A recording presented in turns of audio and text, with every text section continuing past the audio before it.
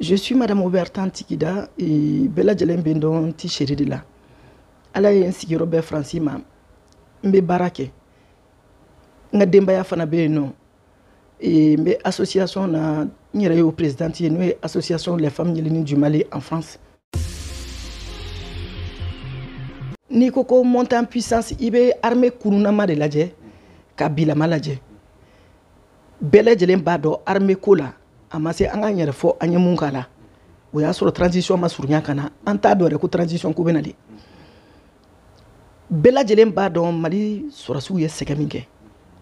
Mais nte se kan dado sorasu ka puma na chugwa sila ni ma boka donso fo. Ni ya me ko Mali donso de du. Ni ya fo mo do to famu. Ni dona Mali kono ya cham. Ni ni ye mo wore Bamako. Ima Mali ye pour que ka Mali ye ika Mali don fika donso de nyela. Mbo fiye mu sababu la jamana o jamana benika culture de do benika tabolo de do ambe yoro mina bi beyi tabolo bla kati noro surakaw la do tara tubabu fe munu ka ngata Amerique olu taray munu ka ngata Allemagne olu taray anyan tabolo bla ka wali tata munu ko Mali o masonga Mali janfa o masonga Mali tabolo bla o ye donso kilinde ni yo far la finu tab laje ni ye anga tradition bonya dambe yeredon ka bangalontige ma ka banga haramundu o be donso de fe no donc ni be alasira yere nyini i ba soro donso fe ni koko faso de nyumanya abe donso de fe dambe tiguye donso ye cham ambe police munu fo ambe gendarme munu fo ni Bella Djelen bora donso de la tubabu de nana an fe ya u nana donso soro ya olu de pembe furakeli ke olu de pembe yoro la kana tubabu yo de ta kata no ka dugula kata police bola kata gendarme bola kata sorasu bola kata ose fora bola ibe fininatigi la ka faun fain ni bebora donso de la donc ni sigira ni faso la kana kuma fo ni ma donso fo cham imapma donc a foli belebele babe donso ye olumbe ku ni di malima u yere de buka minaw saka keleke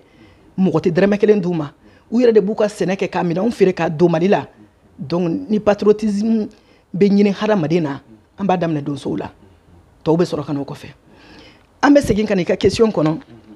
oye ka foko monter en puissance de l'armée ne armée ka keleke folo ne buka problème don ibeka katana buka problème don bi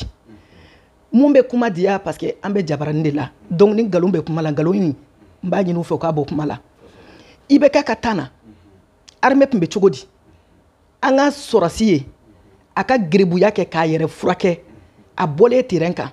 a folla ibeka dinya yere kono ne ka ye régime na folla ibeka tala ni galondo mo kana to na de anga sorasi muso ye ka boka manifester ou tchawbe sa sans kelen sans fla ou te alu nouvelle soro anyo ye ibeka katana anga tla ka ye tuguni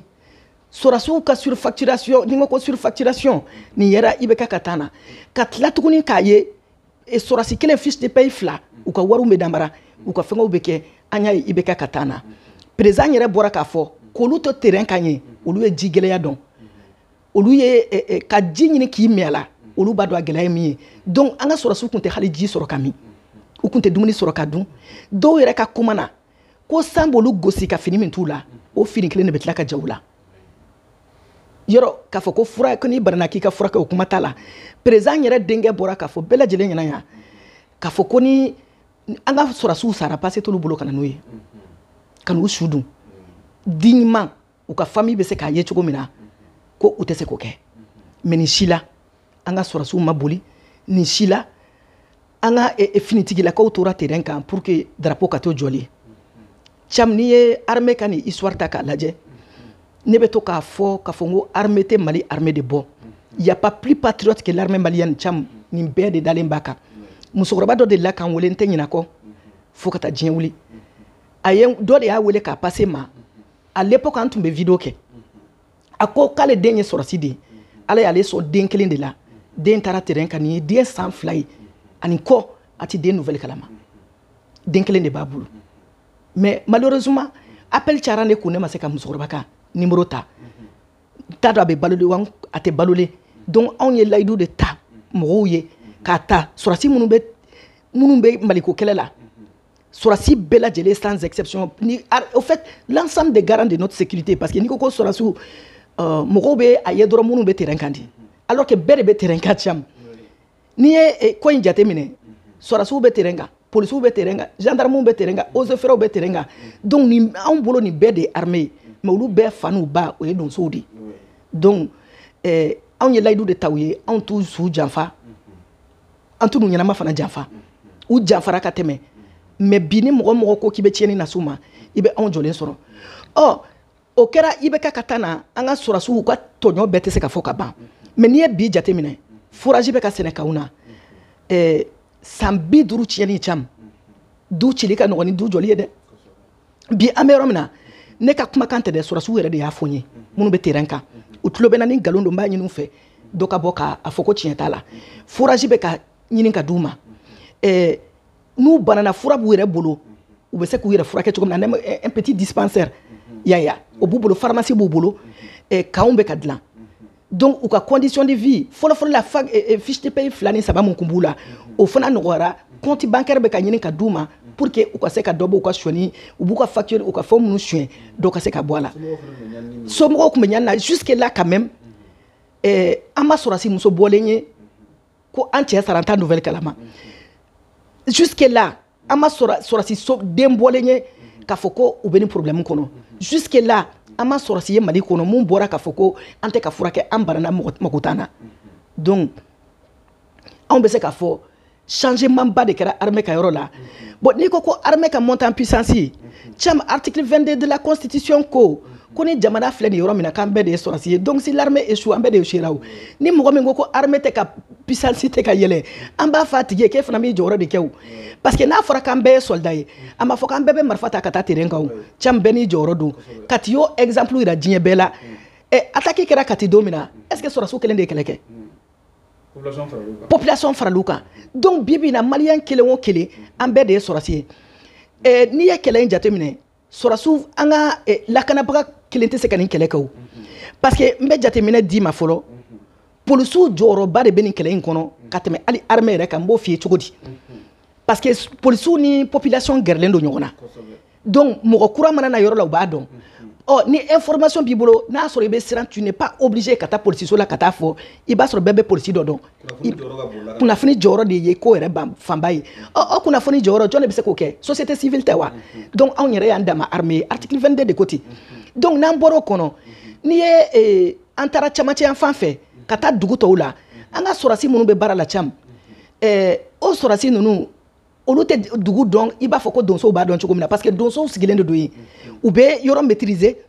u bɛ mɔgɔw dɔn mɔgɔ kura mana na mɔgɔ kura mana ta olu b'o dɔn mais par contre an ka finitigilaka sɔrɔsi minnu bɛ taa olu b'u ka kɛlɛ kɛ u bɛ continuer ka taa mais sɔrɔsiw de bɛ yen société donsow de bɛ yen plutôt société civile de bɛ sur place policiers de bɛ sur place eaux et forêts de bɛ sur place donc olu bɛ yɔrɔ maîtriser en un mot on est une équipe c'est un travail en équipe.